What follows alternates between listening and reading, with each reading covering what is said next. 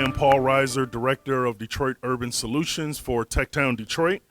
I'm also a co-founder of MedHealth, and I have the truly distinct pleasure of introducing our amazing keynote speaker for today's third annual MedHealth Summit. So if you're thinking that the term amazing is sometimes thrown around loosely, please hold me to it today. Many of you know our speaker well. She spent years working with a myriad of partners to grow our entrepreneurial ecosystem. She's helped many of us create the right strategy at just the right time, detangle our partially developed ideas, and crystallize our vision when we had no clear path forward. She's helped many of us build consensus, solve tough problems, maybe even those that we created ourselves, while ensuring we're always asking ourselves the tough, reflective questions. More importantly, she's given many of us so much to smile about along the way. For those of you who are new to our work, MedHealth is comprised of partners from Southeastern Michigan and Southwestern Ontario who have been working together to support, amplify, and grow our healthcare ecosystem. I say that to highlight the progress of MedHealth in large part is due to Rachel and her team. And to be completely candid, all the prior mentions of her unique ability to deliver cohesion and clarity to people with crazy ideas, I'm one of them, 100%. It's been absolutely nothing short of awesome to be able to work with Rachel, and I'm super excited to hear her story today because she truly embodies the courage, fortitude, and grit that we so often talk and hear about today. I think she is a reminder of what we are all here for today, why we work so tirelessly to identify, develop, commercialize, finance, and support great solutions in healthcare. But more importantly, a reminder of the magic that's possible when innovation meets unwavering commitment. I think you will soon agree that Rachel's story is the genuine personification of healthcare innovation. Please help me in giving a very, very warm welcome to our great friend of our community, amazing champion for MedHealth, and our keynote speaker for the day, Mrs. Rachel Kuntzsch. Just a few relevant facts about me before I get started that'll apply to the story I'm going to share with you. You can see a few pictures here. One is of my husband of 22 years, who's here with me today, David. My sons, Pride and Joy, Ben and Sam, who are 15 and 18. I'm a Spartan grad, which is relevant to my story. You'll learn more about that. And I'm in 3 weeks from a graduate degree from Syracuse. So I'll graduate on May 10th with that as well. I spend a lot of my time at public sector consultants working with colleagues on lots of public policy issues that affect Michigan. I've spent my whole career really working on community and economic development and lots of activities that help make Michigan a better place. And the other picture just kind of is an example of I'm out on the water. So my hobby is pretty much anything that have to do with being active. Walking, hiking, skiing, biking, boating, that's how I love to spend my time, and we have a plethora of that in our state. So in addition to those roles of being a mother and a wife and a business owner, I recently added a new identity, and that is of a survivor. And that's the story I'm going to share with you today. You are the first audience I'm sharing this with, so you'll have to bear with me because my eyes will most certainly leak throughout me sharing this story. So the first part of my story, it really begins with this photo. So I mentioned the last time I was here was November 9th. This picture was taken on November 11th. It was just at the end of a weekend of musical performances. So my son Sam is on the far left next to me. He had been in 6 shows that weekend. The performance was Newsies. My husband and I went to all 6 performances because that's what you do as a parent, and loved every bit of it. My friend Marnie, who's on the far right, I shared this picture with her again yesterday, and she said that was the last picture before all of our lives changed for the better. And so what I'm going to share with you today is everything that happened after this picture. So that particular weekend was the the sort of launch of a change for me that brought me to really understand healthcare in a very different way and from a very different lens than I'd ever experienced. Throughout that weekend, as I would go to bed at night, I would find that I was short of breath or especially tired. I had no health issues, so 6 musicals, that'll wear you out, so I didn't think much of it. Continued to go to the shows, continued throughout the weekend, but by Sunday night, I had such difficulty breathing when I went to bed that I got up and sat and watched a movie and just didn't try to sleep anymore. The next morning I was supposed to go to a meeting in Grand Rapids, and it's funny how you can prioritize things. I actually felt guilty that I was going to have to miss that meeting in Grand Rapids, and I contemplated going even though I'd been up half the night struggling to breathe. But I called a colleague who took over the meeting, and my husband said, you should really just go into the doctor.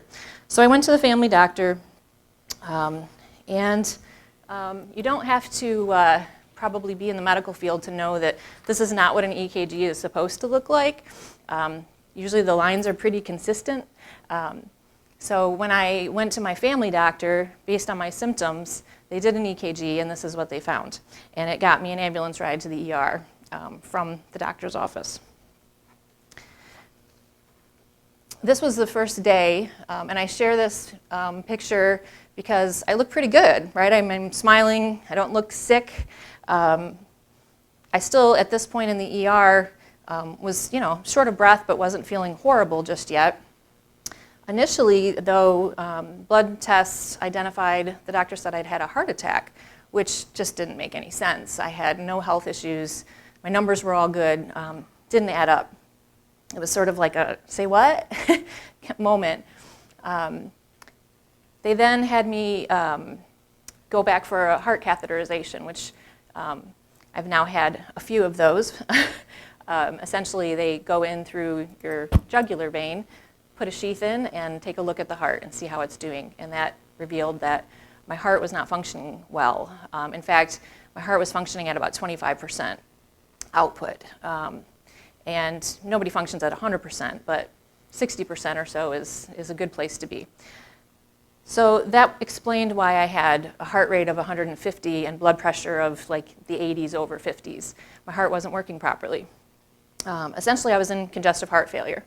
So congestive heart failure is really when your body is not functioning properly, fluid backs up, your kidneys try to respond to retain fluid, and you become congested, literally. So while I was at Sparrow, they initially diagnosed me with stress-induced cardiomyopathy, which is a reversible condition. That's good. However, it was pretty devastating initially to learn that there was something wrong with me that I caused, stress-induced. But at the same time, it didn't make sense. It didn't make sense because although I was a busy person, working, running a business, raising a family, going to grad school, those were all things the doctors were, well, that's probably why. It still didn't make sense because I'm not a stressed out person. Those are all happy stressors. Typically, the stress-induced types of conditions come, it's also called broken heart syndrome. Some of you may have heard of that. Typically, something like that occurs after someone has lost a spouse or a child, or a really major stressful event can bring that on. So over the course of about a week at Sparrow, I got better a little bit initially, but then I got a lot worse. A lot worse. As the week progressed, the fluid buildup, they couldn't continue to manage removing the fluid, and then my organs started to fail. All of my organ function was going downhill, and yet I was still being treated as if I had a reversible condition. Ultimately, I entered Sparrow on a Monday. By Saturday, I was so nauseous I couldn't eat. I looked like death, frankly. And so the Saturday night before we ended up moving to a different location, which I'll talk more about, I actually went into VTAC, which some of you in this field know well. Essentially, my heart was beating very rapidly and very irregularly for about 20 to 30 minutes, which is a very long time. Stickers were put on me, paddles were in hand to restart me. I was warned that getting paddled while you're awake doesn't feel real good. But fortunately, my body corrected itself. I kept coughing. That's a thing they tell you to do, keep coughing, and it corrected itself, so I didn't have to be paddled. But I waited all night, and I didn't have a cardiologist come to my room for the whole night. So the next morning, my husband and I decided it was time to make a change, and we essentially insisted on being transferred to University of Michigan. This is what I looked like by that point. So if you compare how a week prior, the photo of arrival to here, once we got to U of M, things moved really fast. I was taken for a heart catheterization again, but University of Michigan had the technology to do a heart biopsy, which was essential to diagnosing what was wrong with me. A heart cath doesn't show you what the heart tissue looks like, but with a biopsy, they generally take 4 small samples, less than a half a centimeter from the heart, to look at it and diagnose the condition. So I hadn't had a heart attack. I didn't have stress-induced cardiomyopathy. I had a rare, severe case of what's called giant cell myocarditis. I'd never heard of this. A lot of people have never heard of this. It's not something that's genetic. It's not something that has anything to do with my lifestyle. They call it idiopathic, which means they don't know what causes it. There's suspicion that it could be viral related, but they really don't know. When that diagnosis came, it was obviously very devastating. Cardiologist, Dr. Nicholas, I can remember him standing at the foot of my bed, holding my feet. It's funny the things you remember in moments like that, but he held my feet and his face was grim, but compassionate. And it was the worst of the worst, is essentially what he shared. He told us that the only solution was a heart transplant and that I needed one quickly. So in a week, I went from thinking maybe I was getting pneumonia to I needed a new heart. It's quite a week. So my husband went to the waiting room to let family know. And I talked to God. It was definitely a faith moment for me. There were a lot of those moments in the weeks ahead. And I felt very hopeful, despite the fact that the odds were definitely not in my favor. I asked for a rescue. And that rescue started with something called ECMO. So ECMO is a life-saving heart-lung life support system, essentially, that allows the heart to get a break.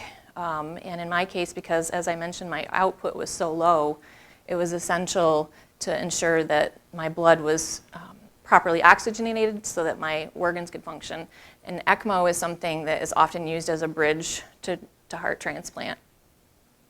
It's not necessarily something that sustains for long, and in my case, they couldn't say for sure, but days. It was in the days that it could sustain me until a transplant. So ECMO is actually something that was created at University of Michigan many years ago by a doctor named Dr. Robert Bartlett, who's still connected to the university. This Spartan will forever say, "Go Blue." The director of the ECMO program now, Dr. Haft, was actually the surgeon who put ECMO in me. So this is my pain scale. You know, when you go to the doctor and they say, "What's your pain scale?" on a scale of 1 to 10. My scale has changed with this experience. So with ECMO, those tubes, those cannula at the bottom are actually inserted through the groin into your body.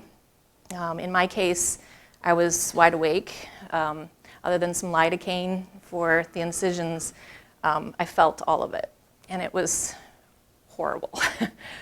However, it saved my life. So the way this works, the blood leaves your body, goes through a system where it's oxygenated, and then returns to the body. And it was what was required to provide the time that it was going to take for me to get a transplant.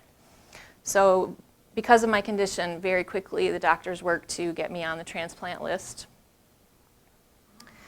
This is usually a long process, getting on the transplant list. So there's medical history, everything from dental records to social history, understanding even things like, can you financially be in a position to take care of yourself and afford the medications and all. They have to look at all of that.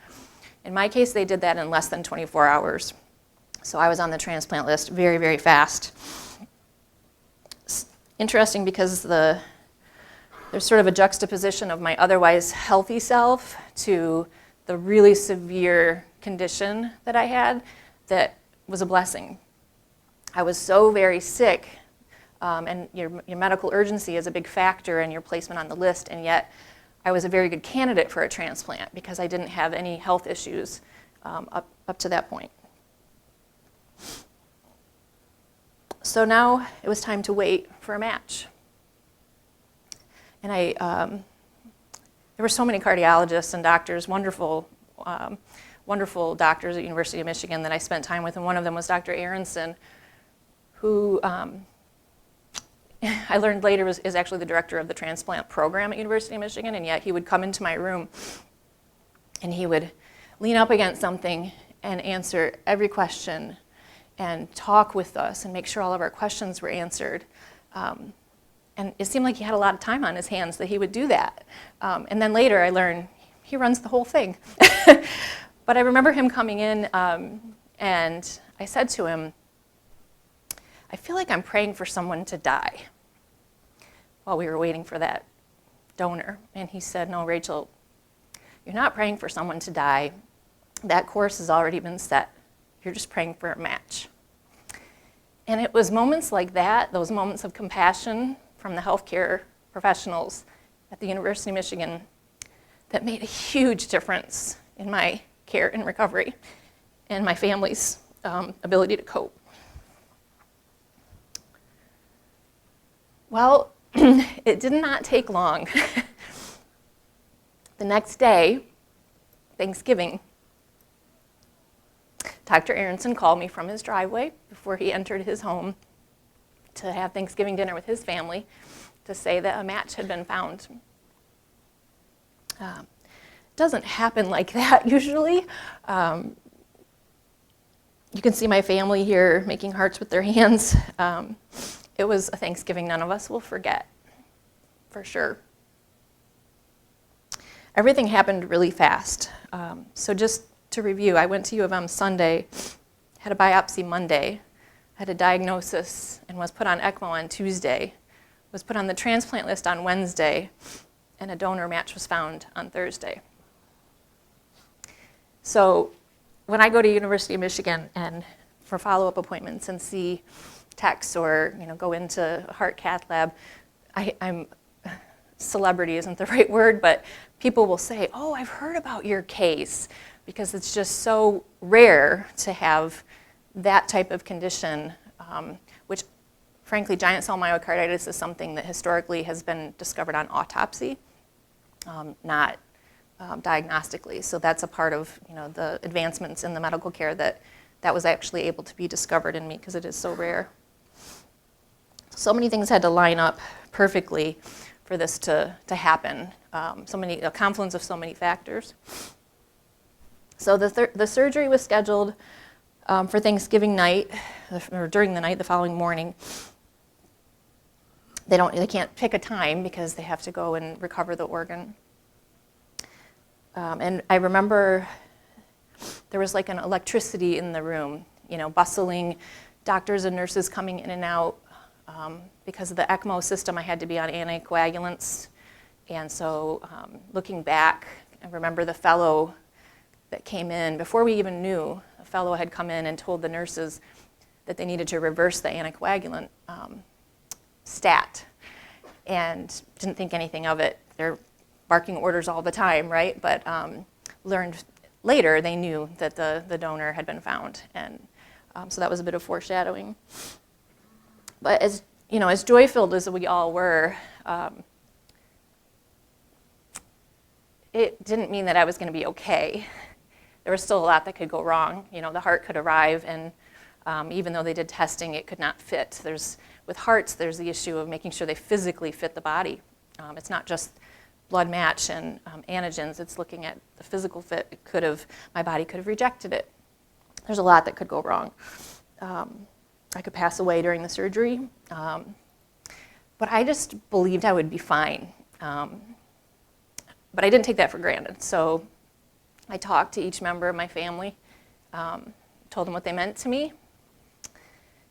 Particularly my kids were the hardest. But when I went back for surgery, my heart was so full of love, despite it being broken.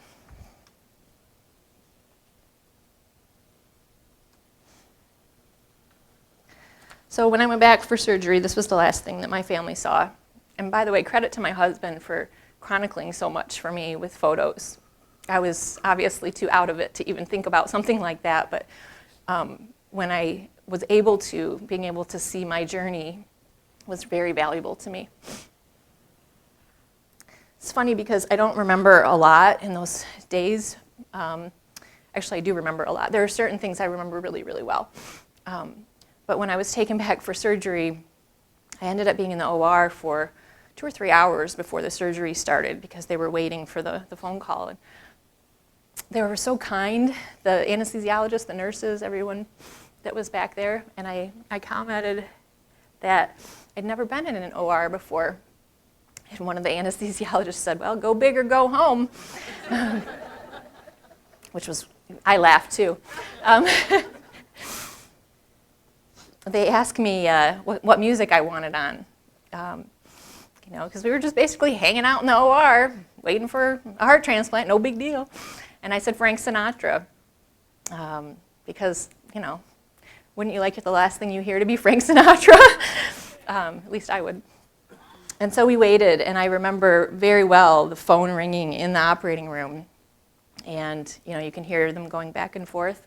And then the anesthesiologist, the same one who had made the joke, said, rock and roll. And they put the mask on me and put me under. And the last thing I remember hearing was Fly Me to the Moon. So obviously my surgery was successful. I'm standing in front of you.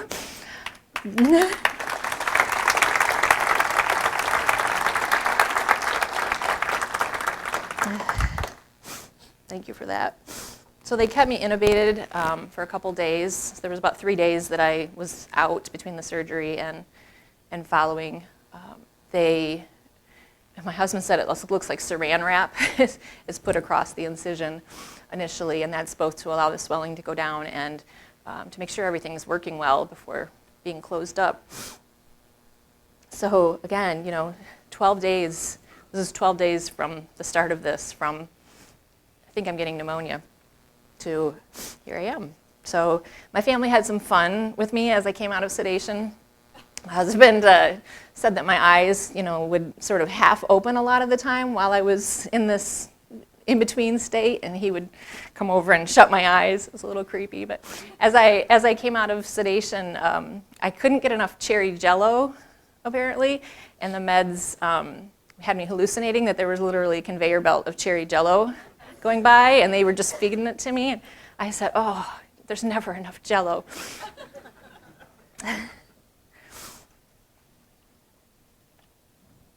So the experience of being a patient is so completely different than being a loved one. And I had only been on the loved one side up to this.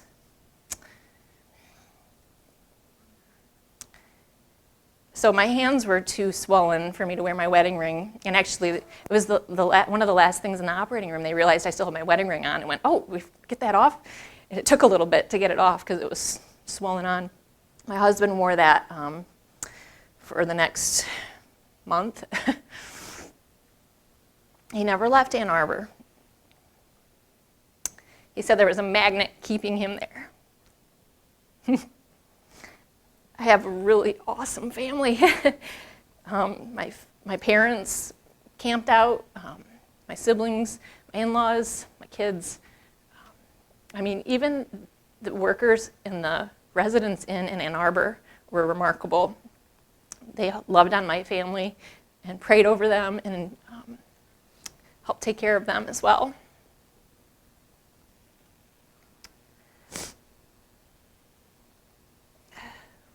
My husband had to keep everybody informed, right? So there's a lot of people that wanted to know what was happening, and he set up a Facebook Messenger.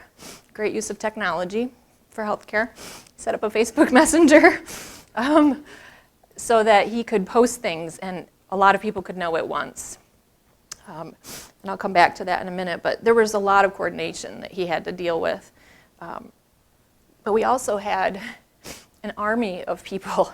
So while I was sleeping, I was hashtagged and logoed.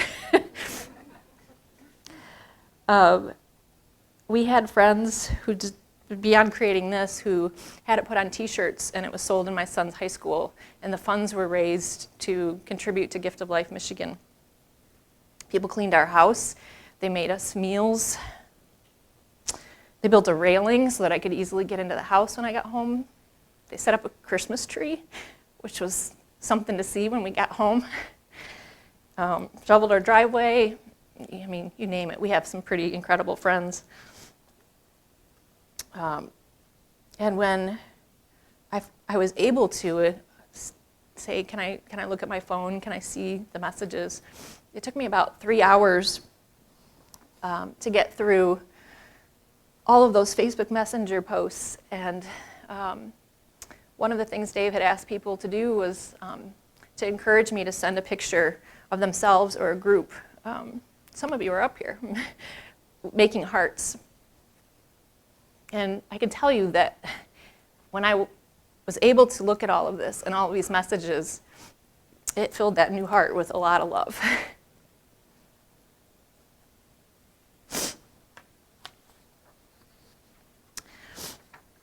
So I had 4 different rooms at U of M in different parts of the hospital. Everywhere we went, there were a lot of carts required because there were a lot of flowers to move and blankets and gifts and just expressions of love. And I remember a tech coming in one day, and she said, it just stuck with me. She said, there is a whole lot of love in this room, because there were photos and flowers, and nurses would like to hang out in there because it smelled like a flower shop. So sometimes I think they would linger a little longer. A bonus was that I acquired 17 vases, I think 9 blankets, and a lot of Tupperware from unclaimed, meals that have been provided that were unclaimed.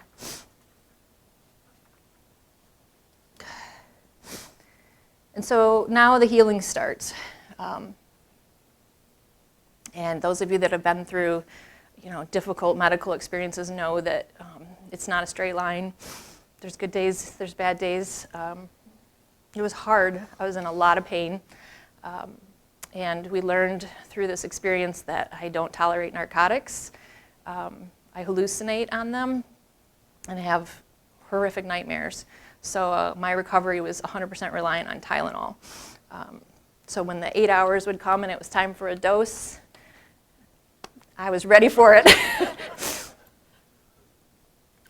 There were a lot of nights where I was awake for most of the night. Some of the medications, like prednisone that Fred was talking about, are miracle drugs, but they also have some wonderful side effects, and insomnia is one of them.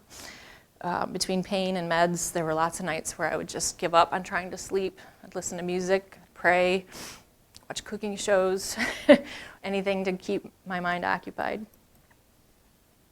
But I had faith that I'd be okay.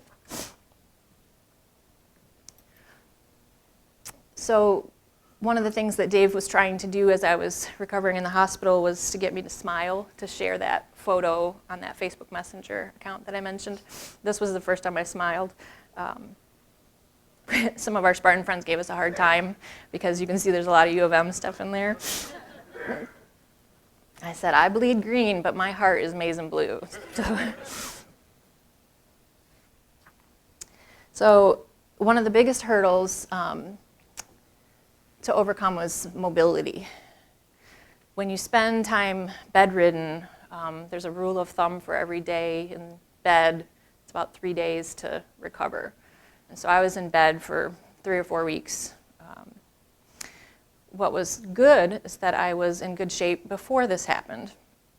And there are a lot of people waiting for hearts, lungs, kidneys, lots of organs who spend a lot longer in bed than I did. But recovery was difficult. The first photo there, you can see I have a gait belt by me. After they took the intubation out, they said, "We're going to get you up walking tomorrow."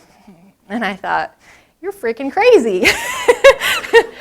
At that point, I could not lift my own head. So the first step is getting you to sit up. And I was just like a rag doll. I was just like this. Could not even hold up my own head. So the idea of walking the next day just seemed crazy. But I did. And each day it was, okay, the first day was walk to the door of the room. The next day was walk to the desk outside of the room. The next day was the next step and the next step. And when my husband and I would walk around the ward in the weeks that followed, there were a lot of Christmas lights because it was between Thanksgiving and Christmas. And I remember I would often say, I want to get to those Christmas lights at that next set. So I would set goals, little tiny goals of the next step. The middle picture is maybe 2 weeks in physical therapy. They had this small set of steps, and there were certain milestones in order to leave the hospital.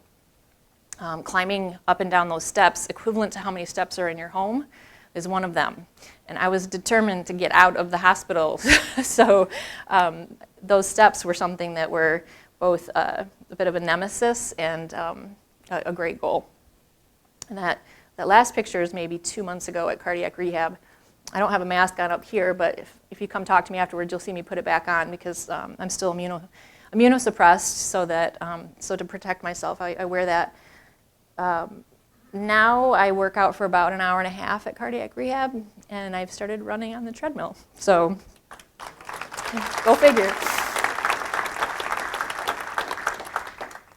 The body changes. With a new heart, the nerves have all been cut. So I don't operate like I used to or like you do. The nervous system does not control my heart. We're amazingly designed with a backup plan. So my adrenal system is what actually controls my heart. So when you get up to exercise, your nervous system tells your heart to speed up. For me, it's hormones. So I say I'm hormonally powered rather than electrically powered. But that does mean there's some changes. I have to warm up a little bit more to get going. If I take the stairs, initially I couldn't take stairs because my lung capacity was so diminished. But even now, if I take stairs, sometimes I realize, oh, yeah, maybe I didn't warm up a little bit to start.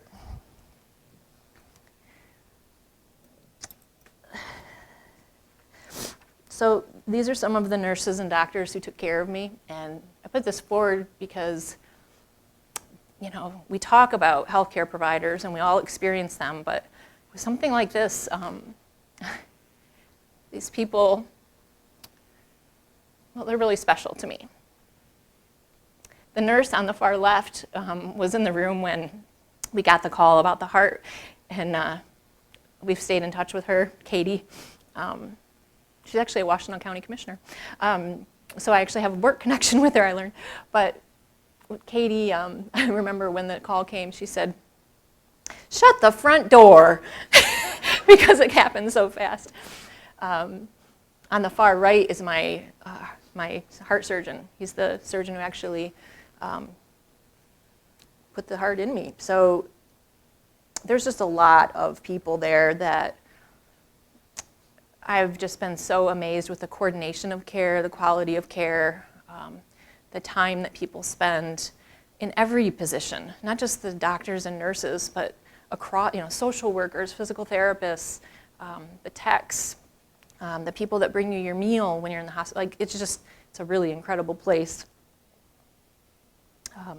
My story happened at University of Michigan, but I know there are innovations related to transplants happening all over this region. I just learned on Saturday, actually, I think it's Henry Ford Health System is the only hospital in Michigan that does intestinal transplants. That's a new thing, for example.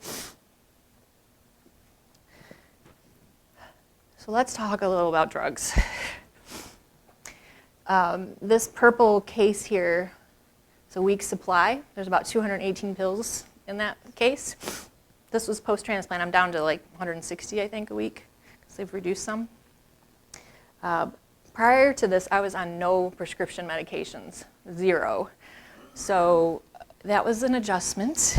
At first, it was a big adjustment. I had to have pills cut in half. I couldn't swallow them well, especially post intubation tube. Everything's dried out and uncomfortable. And it would take me about a half an hour in the hospital to get through swallowing all these pills. And I remember one of the nurses said, oh, people get to where they can just throw them back and it's no big deal. And I thought, oh my gosh, how's that ever going to happen? And now I'm one of those people. I take 15 pills, throw them back, swallow it, no big deal.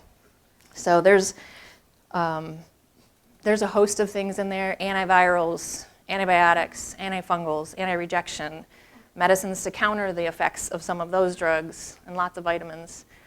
Some of them have been, I don't have to take antivirals anymore. 3 months passed, so there's certain things when they come off, it's a cause for celebration. Whenever I get a call to say, you can discontinue this, yes, it's very exciting.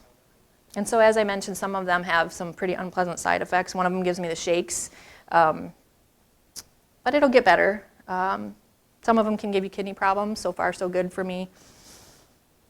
But what they do, of course, is make me more susceptible to infection in terms of immune system response.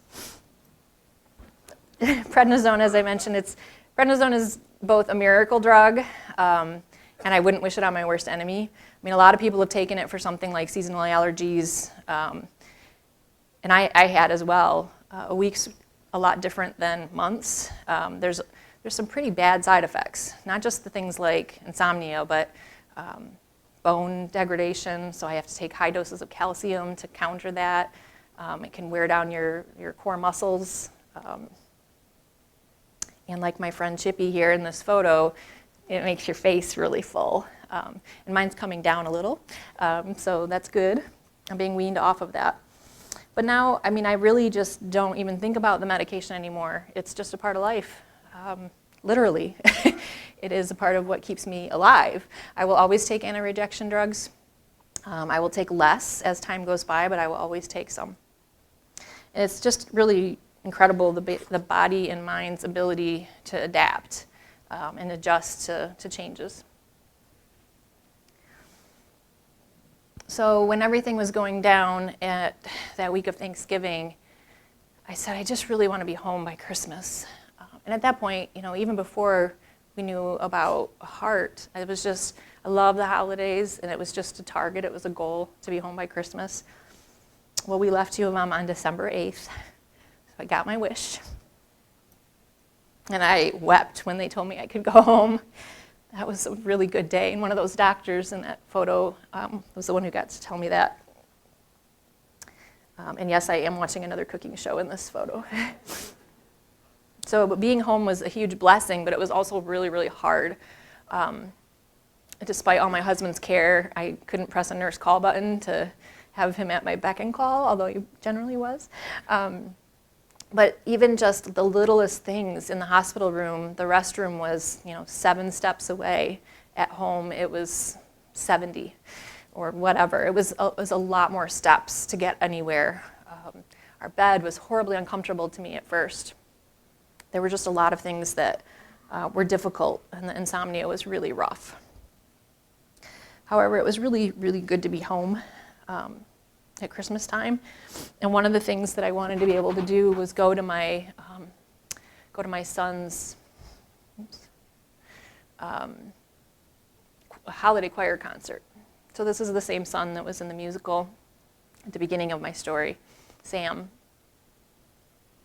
And it was in the same auditorium that the musical was in. Those are the kinds of things that really get me, is the sort of returning to a place that I was at before all of this happened. And being able to be there was emotional. The first song the kids sang, Have Yourself a Merry Little Christmas, Let Your Heart Be Light. Yeah, well, that created quite a flood of emotion. And after the concert, that's what these photos are. We exited backstage, keep me away from people. And Sam, it was like I was the only one there. He made a beeline for his mama. It's one thing about this experience is I heard the saying, every day is extra. And that is truly how it feels. So at the center of my story, there's a hero, and it's not me. It's someone who made the decision to donate their organs. And not a day goes by that I don't grieve for that family. Because as we were celebrating a gift on Thanksgiving, somebody else was celebrating a tragic loss. And that is never lost on me.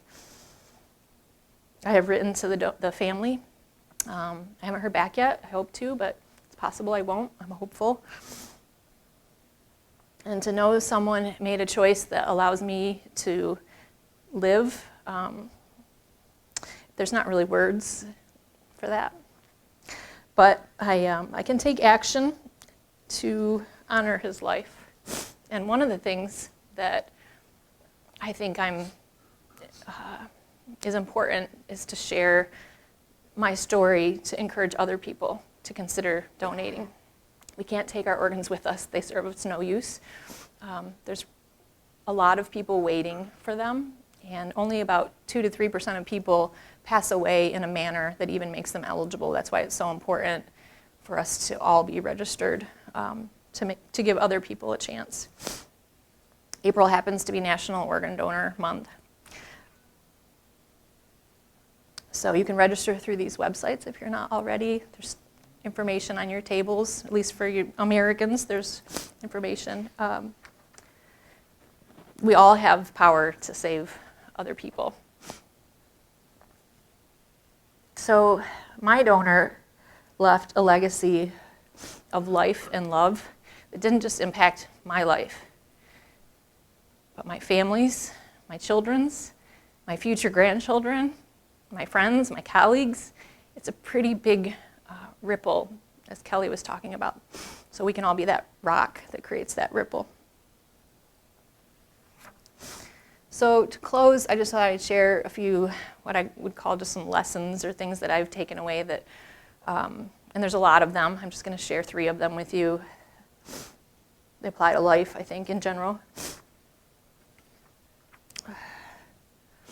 Max Lucado is an author and pastor, and when I was in the hospital, there are people who have also had transplants who are peer mentors. They're volunteers who go to the rooms of those who are about to have a transplant or have just had a transplant, and they're there to, you can ask them questions, they're there to help you in any way they can. And a man came to my room, and he had had a heart transplant 26 years ago, and he gave me a book by Max Lucado called Anxious for Nothing. And he talked about how you might not feel anxious now, but you will. It'll come.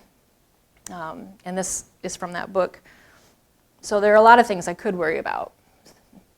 The drugs I'm on make me more susceptible to cancers like lymphoma and skin cancer. Giant cell myocarditis can come back. It can infect the donated heart. My body could reject the heart. So far, so good. It hasn't yet. There's a lot of possibilities, but I choose to be grateful. I've already beaten some pretty bad odds. So when I feel sad, I let myself feel sad, but that doesn't last for long. Because when I start enumerating all the things I have to be grateful for, there's no room for worry.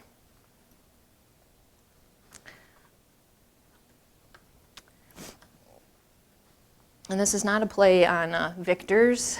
I thought of that as I looked at this again this morning.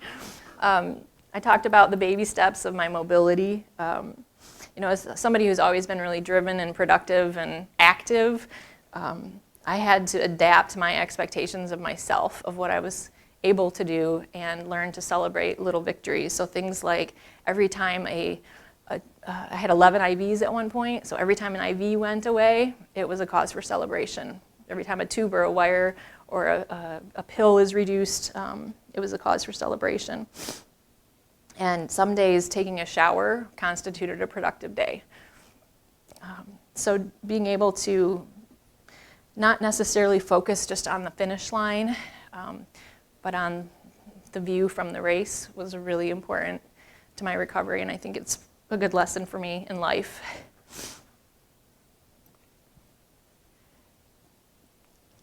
So there's a comedian, Michael Jr., who says, when you know your why, your what becomes more clear and impactful. So I think I'm finding a little bit more of my why through all of this. Having a science and public policy background and having this experience, maybe there's an opportunity for me to do some things to help advocate for organ donation. Maybe I'll be a peer mentor. Actually, not maybe, I am going to be a peer mentor at University of Michigan. There's a lot of different things that I'm identifying to help me find that why. When I visited some of the ICU nurses at U of M a few weeks ago, they were really grateful that I had stopped by. And they said, one of them said, seeing your remarkable recovery reminds us why we do this. They don't always get good news stories in the ICU, of course. So my hope today in sharing this with you, innovators, entrepreneurs, investors, economic developers, philanthropists, my hope is that my story can help you remember your why and the deeper purpose for why you are developing the innovations or supporting the innovations that you are, whether it's to save a life or to improve patient care. It makes a difference. It makes a difference in people just like me. Thank you.